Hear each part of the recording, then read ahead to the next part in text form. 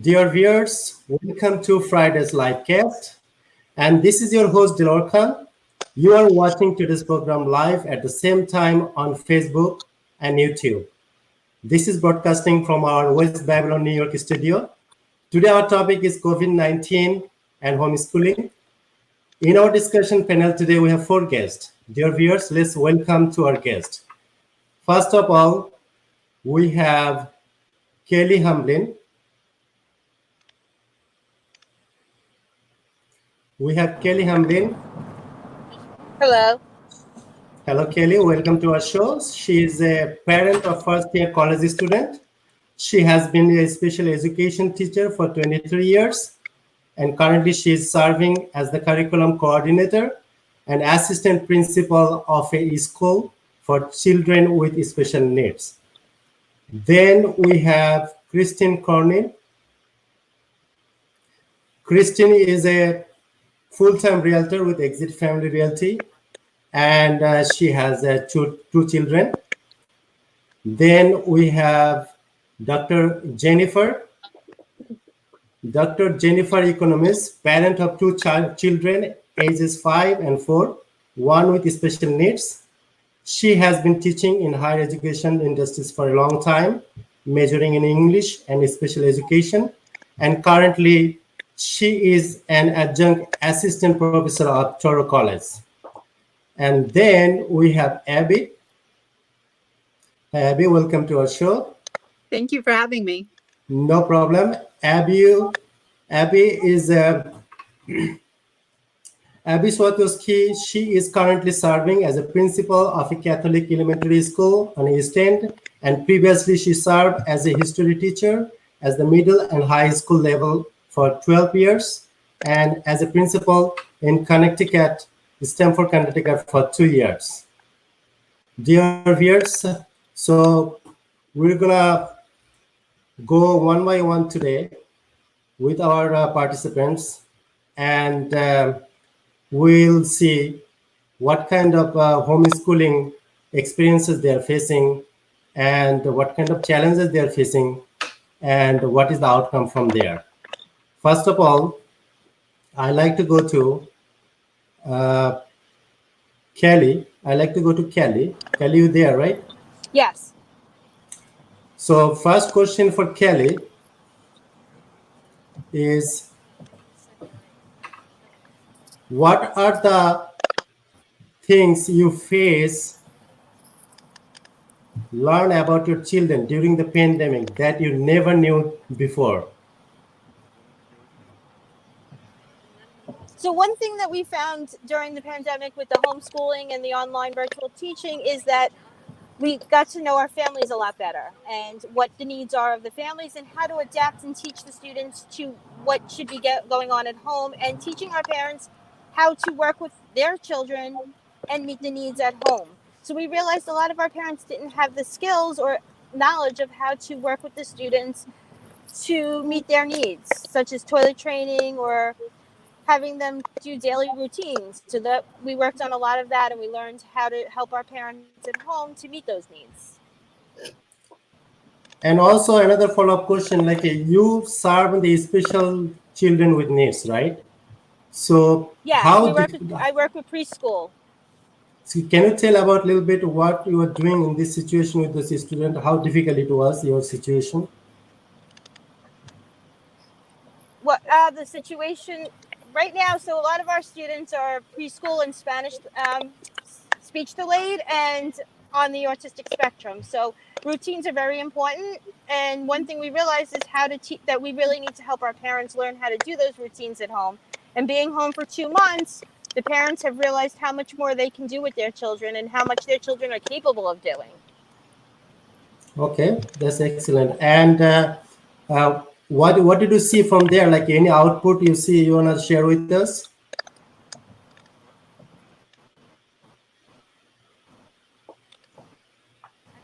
So for the future, obviously, it sounds like we're going to be a little bit more on this online virtual.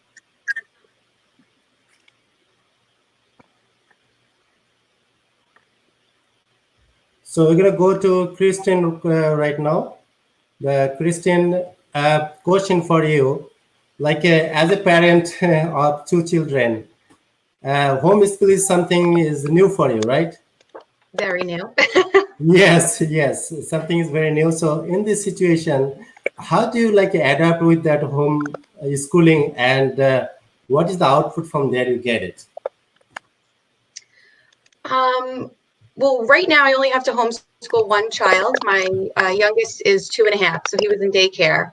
One of my biggest struggles, though, is trying to juggle the two of them because the 2.5-year-old doesn't understand that it's time to sit down and do homework and time to be quiet and things like that. So that's been a little bit of a struggle, but we've managed to get him into another room and try to set him up with activities and shows in the meantime. So that was one of the first challenges I had. Okay. Another major challenge that we had was all the technology. I mean, I tend to be a little tech savvy, but I never did Google Classroom and all those other things. And at the beginning, the schools weren't even sure what platforms they were going to be using. So that took a couple of weeks of, them figuring out what they were going to be using and what we were allowed to use as far as technology wise goes. But I learned one important thing that I actually tell my neighbors and my friends about is that these teachers are human.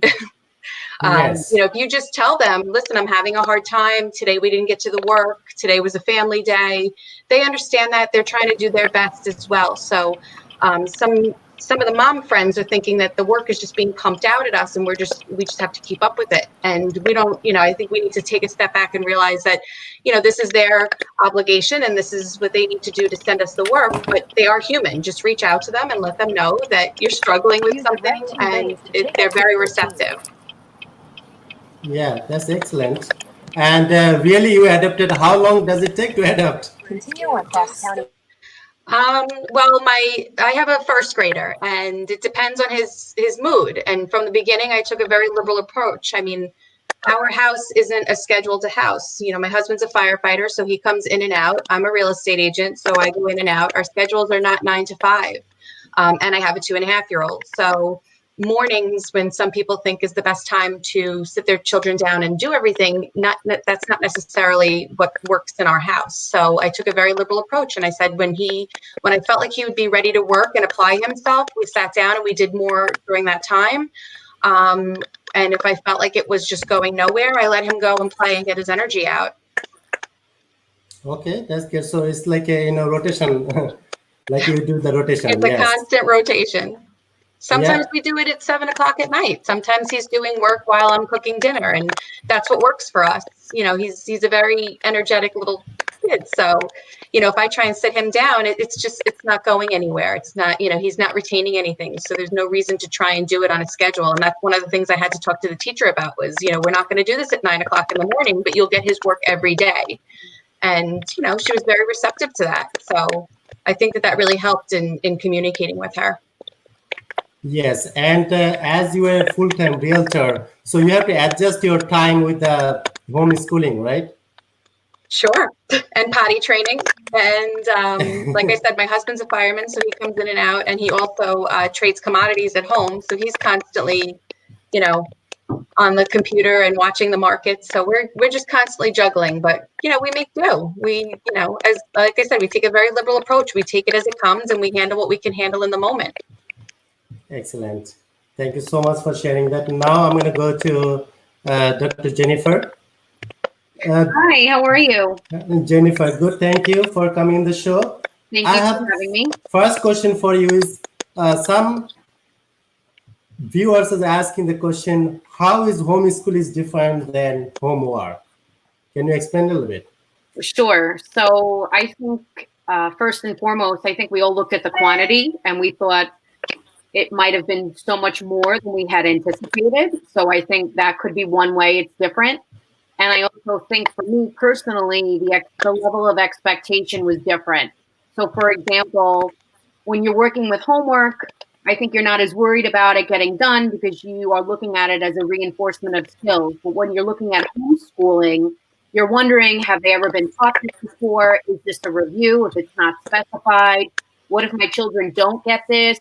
Should I be reinforcing the skill with additional resources? Should I be purchasing, IXL learning, or should I be doing something in addition to what the teacher is doing? So I think for me personally, I recognize that it might not be that different in terms of the quantity or how they're doing things per se, but it could also be just the pressure and the level of the expectation for a mom. And then if you're an educator, I think it's even more pressure added because you feel like, well, I should know this or I should have to do this. So I think overall, I just think it's that level of unknown certainty that you don't have as a parent.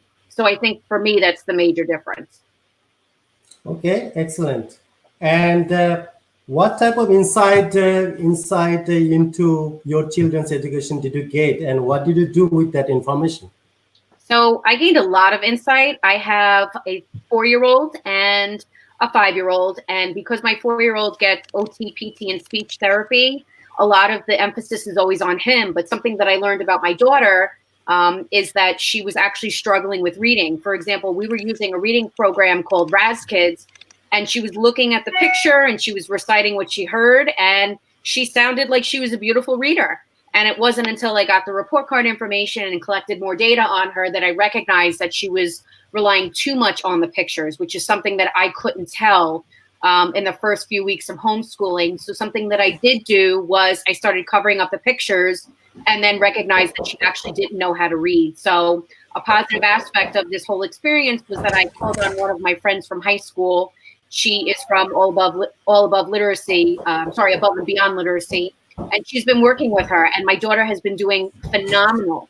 So had it not been for this experience, I may not have known that or may not have been able to get her that help as early as I did. And another thing I learned about my son is that he's probably the same for his teachers as he is for me. So I didn't feel that badly if he didn't listen. But one of the things that I tried to do was I tried to really better understand his OT and PT and speech needs. And I was able to go, when we didn't have any direction, as Kristen was saying before, I was able to go on Amazon and I was able to just research what are some resources for occupational therapy. And I wound up finding those resources on there and testing them out. So I think that was a good opportunity for me. And through the teletherapy, I was also able to connect with the providers. And, I started to recognize things that he was doing or not doing that I was not attuned to. So, for example, she was having him follow a car in a zigzag on a paper. So I said, let me go on Amazon and buy him one of those car rugs. So I think it provided a lot of insight, and again, it gave me that level of comfort, talking with that provider to take the pressure off. It's okay if he only does 5 minutes. It doesn't have to be 40 minutes. And going back to what Kristen was saying, I think really altering that level of expectation with your kids and developing new reward systems is very important. That's great. And whenever I know you are serving in the special education and you are serving in the higher education, right? Yes. So what do you see the difference in this situation? Like, there are child from the kindergarten level to there is a child, like a children from the, that 12th grade or whatever. So how do you differentiate that? How is it affecting? Yeah, so I definitely think there is a difference. For example, as adults, we may not need that interaction, that face-to-face interaction as much as we would need as a child. I think the peer-to-peer interaction is the most crucial part, and I don't think not all of the districts are conquering that need. So I think it's up to the parents to initiate play dates, virtual play dates online, especially if they don't have siblings. And I think on the college level, sometimes it's a bit easier because there was some sort of a hybrid component where you have half online, half face-to-face. I think it was a bit easier for the colleges too, because they had those measures in place. But I think it was also easier for the adults to adapt because they had a higher level of understanding. For children, they just don't understand the need for the change. They don't understand the complexities of the virus. So I definitely think that social face-to-face interaction with the kids was very important, which was lacking in some instances. Thank you so much, Jennifer. Now I'm going to go back to Kelly. Kelly, question for you. Yes. As you are serving the special needs children every day, right? Yes. And in this situation, do you think is there any mental things is happening because of the pandemic more than the before? As far as for the children, I feel like they don't really notice as much that they're not in school, some of them, but the ones that have are asking for their classmates and stuff, and it's very limited because our policy is that we don't do any group lessons with the students. So the only way they see each other is pictures on the class dojo. So talking to parents, we're seeing kids are having more meltdowns, and we're giving strategies on how to work on that. And we've been doing a lot of behavior modification with our parents and teaching them strategies to work with the students and how to interact and get them ready for when they do come back to school. Okay, excellent. Now I'm going to go back to Kristen. Kristen, one of the viewers is asking the question, like as a parent, mom, you never experienced this kind of homeschooling before, right? Okay, Definitely not. Yeah, definitely not. And you have a small kids. And now you are in the homeschooling and already you adjusted that, right? So now the thing is, how's your mental condition? Like in the normal situation, you have a timeline, your daily routine. Now you have to adjust with the new situation, and how you are like, that adapting the situation, or how is the mental things is going on in your head? Are you feeling stressed sometimes? Not only you, maybe Today I'm doing great. today. I know you. Yesterday was probably a 7. The day before might have been a 2.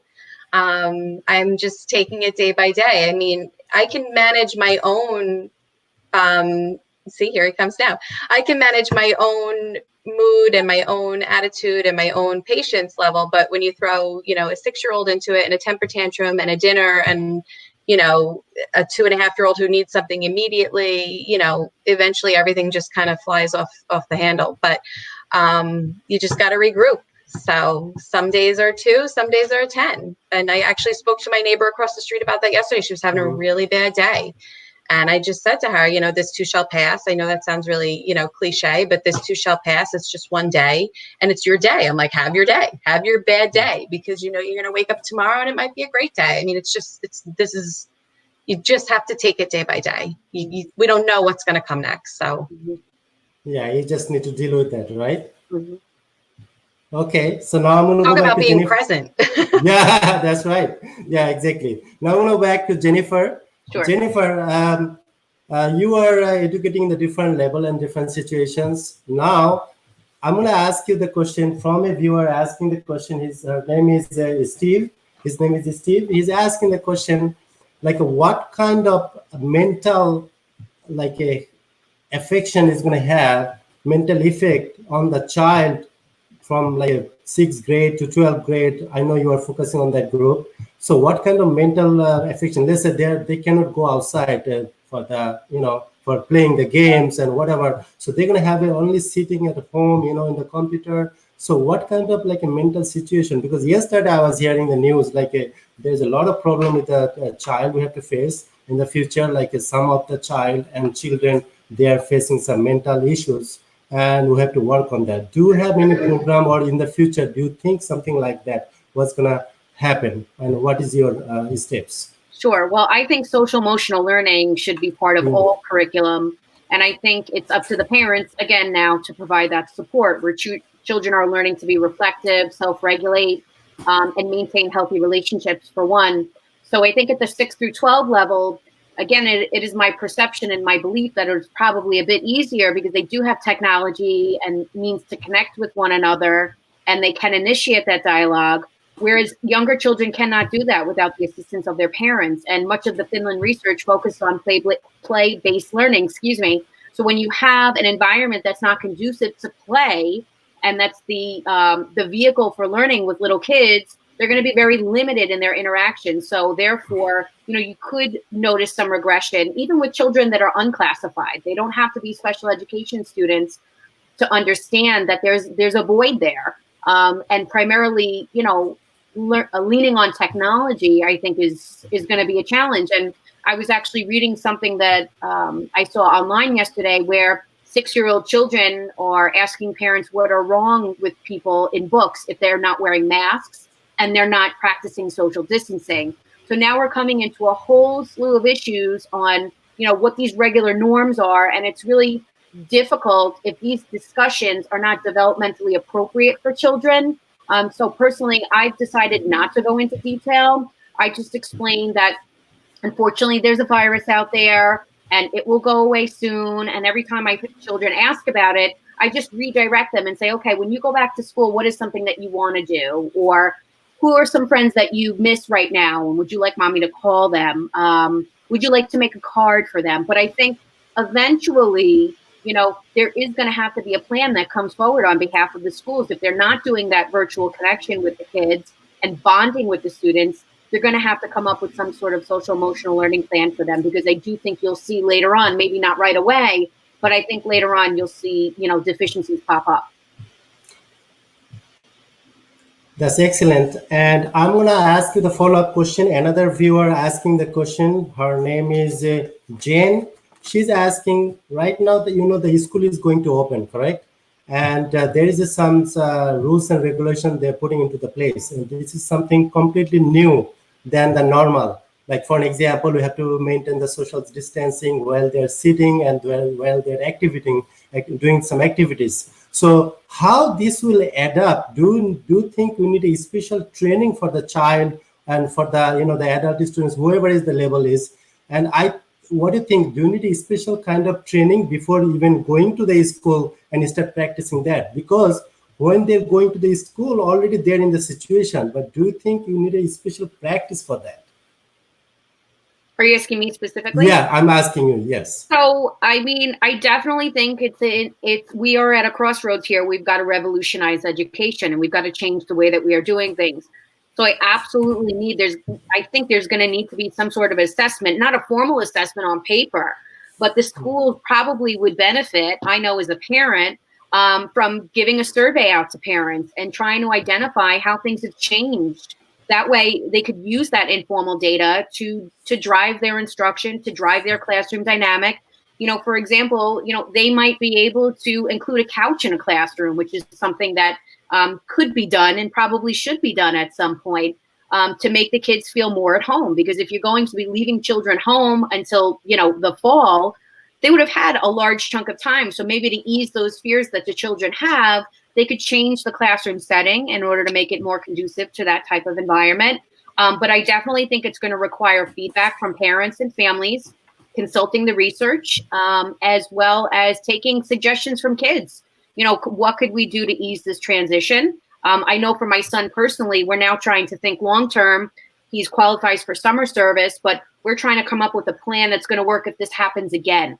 So now we're not entirely relying on that face-to-face interaction. So it's going to definitely come with brainstorming for sure. And yeah, I think intervention needs to happen 100%. Okay, excellent. Now I have a question for Christine. Christine, now the situation is we don't know when it's going to get this over, right? We don't have a specific direction from the the state. What's going to happen next? Because it's different phases, we have to adapt with the situation, correct? So now, in this situation, let's say, for an example, to get to the normal, let's say, for an example, a lot of moms, they are in the spring, they have a different kind of activities. Right now, we cannot think like that. And even, like, that from today, all the New York State's parks are opening, like beaches are opening, I think, right? So when the beaches are opening, now they have a limited things. So now how you are feeling like that, this kind of things to adapt from your point of view? Well, me personally, I really try and avoid the fear. I try and avoid the news. I try and avoid those things with my kids. Wash your hands, sneeze in your elbow. I mean, those are just regular things that my son doesn't do. I mean, he's a young boy. So the more I can reinforce that, as far as, wearing masks everywhere and going to the beach and wearing a mask, maybe I won't take him to the beach. For me personally, I don't believe in trickling down that fear to them. Maybe, we started to play with neighbors. We've seen grandparents, those sort of things in very small groups, at home locations, outside, that sort of thing. They can play, but they can't touch. you know, I'd much rather take that approach than have them go out and see everybody in a mask right now, because I don't know that that's necessarily going to stay that way. And, you know, the CDC came out with all those new rules and regulations of what the schools are going to, you know, what they can anticipate the schools are going to look like, or what the classrooms are going to do as far as distancing and masks and nurse and temperature taking and all that. And I just can't help but to think, like, that sounds like a completely different country. Like, that's a completely different government. That's not even, you know, that's not like a way of life that we're used to. And I'm just not ready. I'm not going to cross that road and broach that until I have to. And, you know, there's just one thing to bring up, which might be a totally another segment, but there's a lot of death in question right now for like a 6-year-old and a 7-year-old. And, you know, it's hard to explain that, like, if they don't have a mask on, they might die. And, you know, I just can't fear monger my child like that. You know, I'm going to protect him as much as I can protect him. I'm not bringing him into stores. We're not going to Target. We're not going to the mall. We're not doing those things, but we're going to hang out in our backyard with our neighbors and have a nice time and not kiss and hug and wrestle, you know? So I'm doing what I can with a 6-year-old and a 2.5-year-old, and with myself for my own sanity. I can't believe that that's where we're going to go. That's not where I see it going. And it goes back to what you were saying about taking surveys with the parents. I think we'd be really, really surprised to see how many parents are ready to, like, inject our children back into the world. I don't think that some of the parents are as fearful. I mean, I'm fearful of my grandmother. I'm fearful of the people on the front lines. I'm fearful of my husband when he goes to work. He's a fireman, you know, but I can't have my husband coming home every day and having my kids not interact with him. I don't believe in that. Will he come home and wash up? Of course. Will he change his clothes? Will he do all those precautions necessary? Absolutely. He'll keep testing for the antibodies, those sort of things. But, you know, I'm not going to have my kids not hug my husband. Like, it's just not going to happen. That's not the world that I want to live in. And I think the more that we practice those cultures, and the more that we do those things, the more we're living in the fear of the unknown. And, you know, we're taking steps backwards, not forwards. You know, we're not going to know how good things can be if we don't take any steps forward to see, or any, you know, we could take precautions, but we also need to take, you know, proactive steps to see what we can open things up to. We can't just keep closing things and leaving them closed. So that's, you know, that's my personal, I know other people are fearful, and, you know, that's up to them. You know, I've seen it all around now. You do you, I'll do me, you know, respectfully. And you know, we'll have to see where that takes us. Right. And I agree with you 100% about living in fear. And also too, you know, personally in my household, it's not to dismiss any of the severity of what's going on, but part of our family structure is learning to believe and have faith. So whatever, you know, religion that you believe in, but I think it's very important. And I think that's something that children need to understand, if that's, you know, the choice that you want in your household. But faith is a huge part of our household. And that's a good discussion to have with them in our house, to say, okay, in tough times, how does faith play a role in our lives, and start to introduce them to that. So I think everybody has their own way of doing things. But I agree with you that, you know, I don't do the same things with my children that I was doing before, just because I don't know if it's actually necessary to bring them into that setting right now. You know, just happy in the backyard. Yeah. I mean, and I'm not willing, and again, this is a personal thing, I'm not willing to implement all these things that the CDC are saying. And like Delore was referencing, like, what kind of, are we going to have to retrain our kids to think different ways and do different things? And what kind of, are we going to teach them they have to wear a mask and those sort of things? I'm just not really willing to implement those things at this time, because, you know, some people are faith-based, some people are not. I mean, I'm really hope-based. So, like, I may not talk religion, but my children are not going to be stripped from the sense of hope and positivity. So I'm not going to say to them, yes, you have to wear a mask, until we know. And the more we say that they can't do, the less hope they have that things are going to be, you know, back to the way they were used to. I mean, normal is not even a word we can use anymore, but just back to the way that they were used to learning and playing with their friends and seeing their family. So I'm not going to strip them of all of that. Thank you, Kristen. And we are almost at the end of the show. I have last one question for every participant over here. The question is, with the homeschooling in the pandemic situation, what is some positive impact you got it from there? And if something you have to face in the pandemic in the future, what you do differently than what you're doing right now? First question for Kelly. Kelly, please.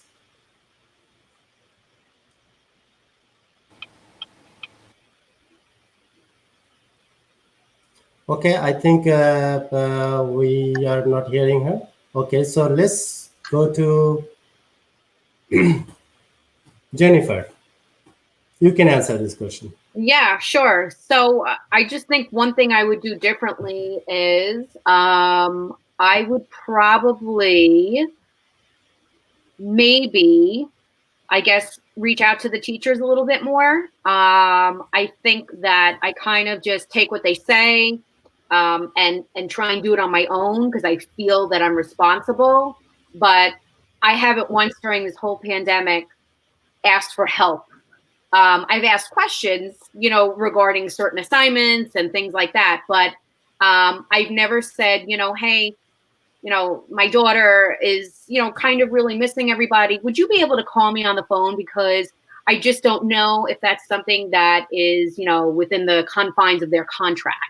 So, and I learned it's okay to ask for help, and I'll probably do it more. For example, with the reading tutor, I tried to tackle it on my own at first, but the reality of the situation is that you just can't do it all. So I would probably ask for more help. Okay, Sure. and tell us about some positive impact we got it from homeschooling in the pandemic.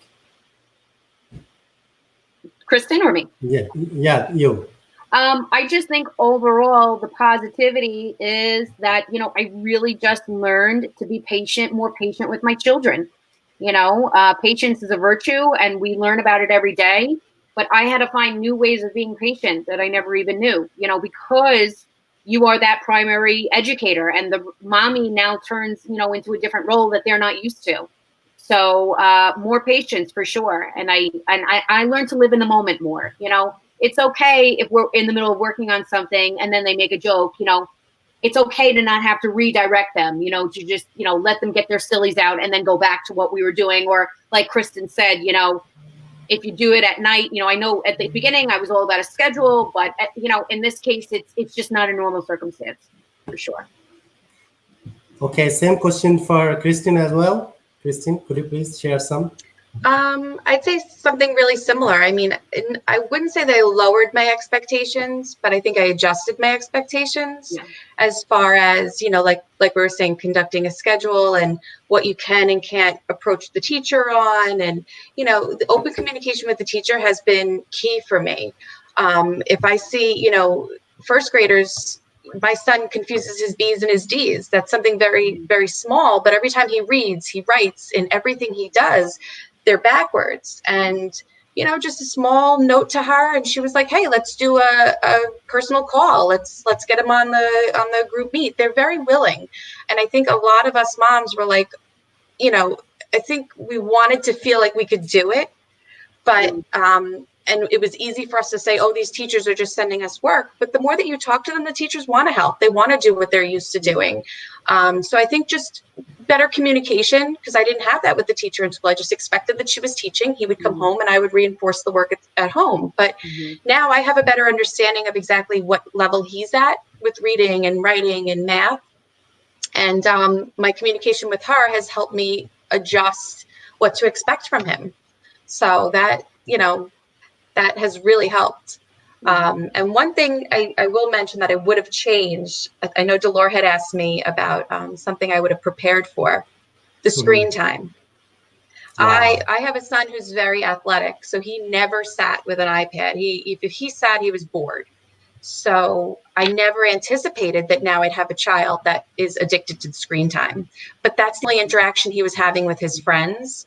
So I think I would have implemented a little bit more rules, a little more schedule on that, time frames, that sort of thing. And I would have even talked to my parents, the other parents of the kids that he's playing with, who are actually, kind of friends of mine, mom friends. And I would have said, hey, we all need to be together. 8 o'clock is the limit, because, now we have kids that are throwing temper tantrums, but you feel bad. This is the only time they're talking to somebody their age all day. So, that's one thing I would have tried to better prepare for. Excellent. So we are at the end of the show. Thank you so much, dear guest, Dr. Jennifer and Kristen. Thank you so much for attending in our show. Thank you very much. You're welcome. Dear viewers, so we are almost at the end of the show. And if you have any more questions about this topic today, you can put the comment below and we try to answer that. And we're going to try to come every Friday in this live show with a different kind of topics. And if you have any other topics in your head that we can discuss in the next few weeks, please put the topic in the comment, and we'll try to arrange that. We're going to have more practice in the community and try to get more involved with the community and try to give people different kind of output from the COVID, when our main target is to get some positive impact, so we can use that positive vibes to the community, and we like to be positive, right? And thank you so much for watching, and you have a great day. Thank you.